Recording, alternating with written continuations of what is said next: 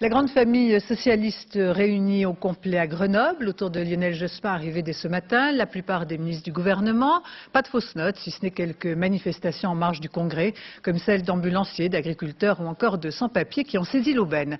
À la tribune, après Laurent Fabius et Elisabeth Guigou, c'était au tour de Martine Aubry de faire son retour et de prendre la parole, un ton chaleureux et un discours soutenu par les ovations des militants. Jay Wittenberg, Claude Barnier.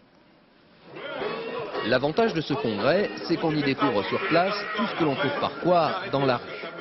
Après les tags commandés hier par les organisateurs, voici la séance de hip-hop en guise d'accueil pour Lionel Jospin. Côté style, pas de doute, donc le PS veut innover.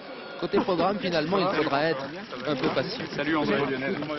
Si ce congrès s'était placé plus près de 2002, ça aurait été un congrès préélectoral. Là, c'est pas le cas. Il y a suffisamment de recul pour faire un bilan. Et nous avons suffisamment de temps pour donner de l'élan. Et nous avons besoin, dans les responsabilités gouvernementales, de l'apport de chacun. Des sans-papiers aux infirmières, des ambulanciers aux agriculteurs, depuis hier, les portes du Congrès accueillent des manifestations en tout genre. Une façon de rappeler que défile ce week-end, ici, la quasi-totalité du gouvernement. Et c'est vrai qu'aujourd'hui, on est en quelque sorte passé aux choses sérieuses, aux thèses qui se sont affrontées.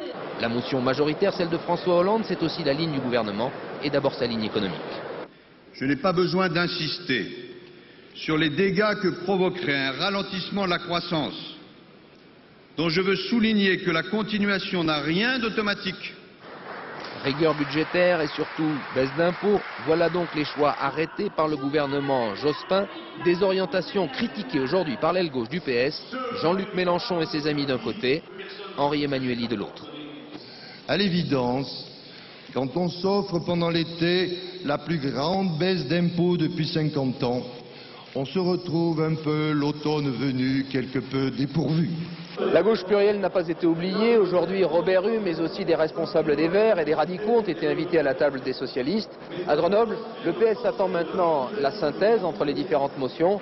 Comme c'est de tradition dans les congrès socialistes, on en discutera ce soir et sans doute une partie de la nuit.